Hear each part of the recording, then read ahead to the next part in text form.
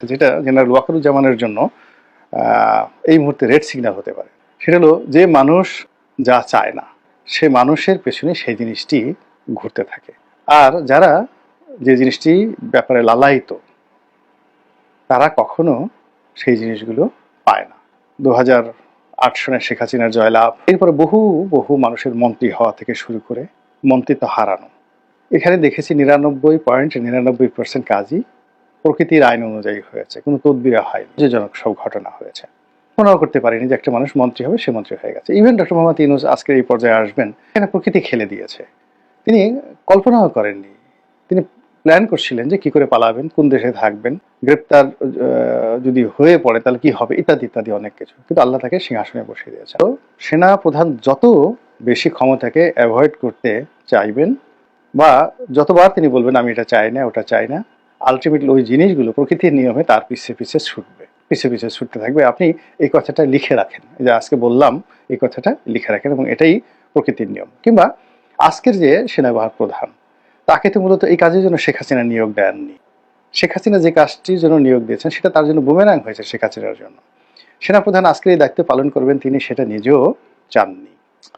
তার উপর যে প্রকৃতি ভর করেছে, এই ভাষণে আমি দেখলাম তিনি যে কমান্ড নিয়ে বা কমান্ডিং ভয়েসে যে কথাগুলো বলছিলেন এবং যেভাবে নির্দেশনা দিচ্ছিলেন এবং যেভাবে ডক্টর মোহাম্মদ ইউনূসের রেফারেন্স দিচ্ছিলেন, রাজনৈতিক দলগুলোকে নিয়ে কথা বলছিলেন, এবং স্পষ্টতই তার যে সিদ্ধান্ত, তার দৃষ্টিভঙ্গি, এবং এখানে যেমন এখানে কোনো ইফ চলবে না, বাট চলবে না, অর্থাৎ যদি কিন্তু চলবে না। এবং তিনি একটা জায়গাতে বলছেন যে এই জায়গাটিতে ফুল স্টপ দিয়ে দিতে হবে, এর সামনে আর এগোনো যাবে না। বিডিআর এর বিচার নিয়ে তিনি বলছিলেন যে এখন বিচারে নিয়ে বিদেশের ইউটিউবাররা এখানে নেগোসিয়েশন করার চেষ্টা করছে, রাজনীতিবিদরা এখানে তদবির করার চেষ্টা করছে।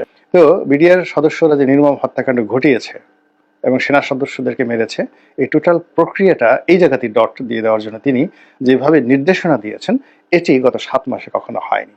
খেলার যে জায়গাটি, সেই জায়গাটিতে তার কণ্ঠে, তার শব্দ চয়নে, তার চাহনিতে, তার অঙ্গভঙ্গিতে এমন অনেক কিছু ঘটে গেছে এই ভাষণটিতে, যেটা তিনি হয়তো নিজেও কল্পনা করতে পারছেন না। এখানে কতগুলো বিষয় তিনি বলেছেন যে ডিসেম্বর মাসে নির্বাচন বা 18 মাসের মধ্যে নির্বাচন। আমি যেভাবে ডক্টর মোহাম্মদ ইউনূস সাহেবের সঙ্গে দেখা করেছি, এখানে সম্মতি দিয়েছেন, বারবার তিনি একটি ফ্রি, ফেয়ার অ্যান্ড ইনক্লুসিভ ইলেকশনের কথা বলেছেন, অর্থাৎ সেখানে আওয়ামী লীগকে নিষিদ্ধ করা কোনো প্রশ্নই আসে না। এখানে সকল রাজনৈতিক দলের যে অংশগ্রহণ তিনি চাচ্ছেন, এবং এর বাইরে তিনি যাবেন না, তার পক্ষে যাওয়া সম্ভব না। এই কথাগুলো তিনি স্পষ্টভাবে এর আগে কখনো এতটা দৃঢ়তার সঙ্গে বলেননি। প্রথমবার যখন তিনি বলেছিলেন 18 মাসের মধ্যে নির্বাচন হতে পারে, তখন ডক্টর মোহাম্মদ ইউনূসের সরকারের অনেক কর্তা ব্যক্তি বিরূপ মন্তব্য করেছেন।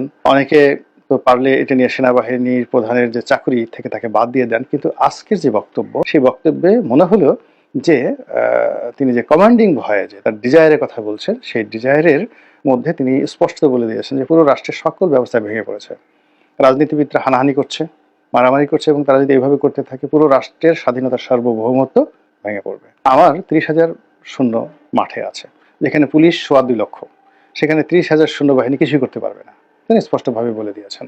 তো এই 30,000 সৈন্যবাহিনী এক গ্রুপ দায়িত্ব পালন করছে, তারা আবার নির্দিষ্ট দায়িত্ব পালন করে ক্যান্টনমেন্টে ফিরে আসছে, আবার অন্য গ্রুপ সেখানে যাচ্ছে। এই ঝামেলা কেন সেনাবাহিনী নিতে যাবে? ব্যাপারে তিনি তার যে বিরক্তি, তিনি কোনো রকম যাকে বলা হয় রাগ ঢাক না করে স্পষ্টতভাবেই রাজনৈতিক দলগুলোর প্রতি চ্যালেঞ্জ ছুড়ে দিয়েছেন। এবং এখানে নির্বাচন নিয়ে, রাজনৈতিক দলগুলোর মারামারি হানাহানি নিয়ে, আইন শৃঙ্খলা নিয়ে তিনি যে একেবারে অকপটে অনেক কথাগুলো বলেছেন। এবং কেন এই অপরাধ হচ্ছে, এই অপরাধ হওয়ার জন্য অপরাধীরা কেন এই সময়টিকে বেছে নিয়েছে, কেন এটাকে স্বর্গোদ্যান মনে করছে, অপরাধের স্বর্গ রাজ্য মনে করছে, সেটারও তিনি ইঙ্গিত দিয়েছেন যে আপনারা মারামারি করবেন, কাটাকাটি করবেন, নিজেরা চাঁদাবাজি করবেন, একে অপরের 14 গোষ্ঠী উদ্ধার করবেন, আর এই সময়টাতে ছিনতাইকারী, ডাকাত, রাহাজানি, ধর্ষক যারা রয়েছেন তারা আঙ্গুল চুষবেন, এটা হয় না। ভাষা এটা বলে না, অপরাধ বিজ্ঞানের ভাষা এটা বলে না, সে কথা তিনি স্পষ্টভাবে বলে দিয়েছেন। এবং স্পষ্টতই এই সময়টাতে বাংলাদেশের বিভিন্ন যে সকল আন্ডারওয়ার্ল্ডের কর্মকাণ্ড চলছে, সামাজিক মাধ্যম, গণমাধ্যম, তারপর বিদেশি চক্র, দেশি চক্র, রাজনৈতিক চক্র, কুচক্র, বিভিন্ন বুদ্ধিজীবী, তথাকথিত বুদ্ধিজীবী, তারপরে যাকে বলা হয় বিভিন্ন ধর্মের নাম ব্যবহারকারী, বিভিন্ন ধর্মীয় বক্তা, ভণ্ড পীর, সবাই যার যার অবস্থা থেকে যে যেভাবে পারছে, ওয়াজ হোক, বক্তব্য হোক, গান হোক, বাজনা হোক, বিশৃঙ্খলা তৈরি করে ফেলেছে। এই বিশৃঙ্খলা যে তাকে উত্তেজিত করে ফেলেছে, এই বিশৃঙ্খলা যে তাকে কঠোর করে ফেলেছে, এই বিশৃঙ্খলা যে তাকে দৃঢ়তা দিয়েছে, এটা এই বক্তব্যে আমরা বুঝতে পারলাম।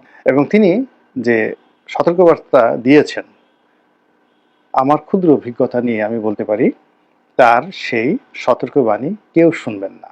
ওয়াকারুজ্জামানকে শক্তি প্রয়োগ করতে হবে, এর বাইরে কোনো অবস্থাতেই তিনি যে কথাগুলো বললেন এগুলো আমরা শুনলাম, শুনতে ভালো লাগলো, কিন্তু এগুলোর কোনো কাজে কাজ আসবে না। আর যদি না করেন তাহলে তিনি যে গর্ব করলেন যে সেনাবাহিনী, নৌবাহিনী, বিমান বাহিনী তারা কাজ করছেন এবং তারা এখনো পর্যন্ত যে চেইন অফ কমান্ডের মধ্যে রয়েছেন, শৃঙ্খলার মধ্যে রয়েছেন, তো সেই শৃঙ্খলা যদি স্বাধীনতায় না থাকে, দেশে যদি বিশৃঙ্খলা আরো ব্যাপক আকার হয়, তাহলে এই ৩ বাহিনীর সদস্যের সংখ্যা কত?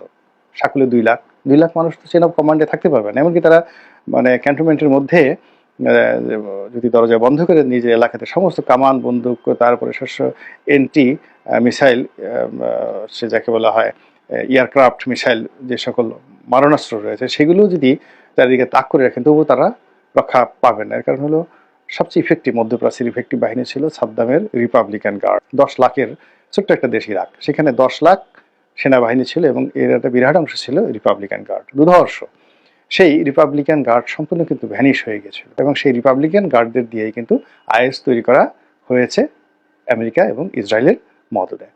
আমাদের এই যে বাংলাদেশে এখন যে শকুন উঠছে মাথার উপর, কাজেই এখানে যাদের হাতে লাঠি আছে, যাদের হাতে ক্ষমতা আছে, তাদেরকে সেটা প্রয়োগ করতে হবে। সেনাপ্রধান আজকে যে ভাষায় কথা বলেছেন তাকে স্বাগত জানাচ্ছি এবং এই ধরনের কথা আরো ঘন ঘন তার বলা উচিত। এবং দৃশ্যত আলটিমেটলি যেহেতু বদনাম তারই হবে, সুনামও তারও হবে।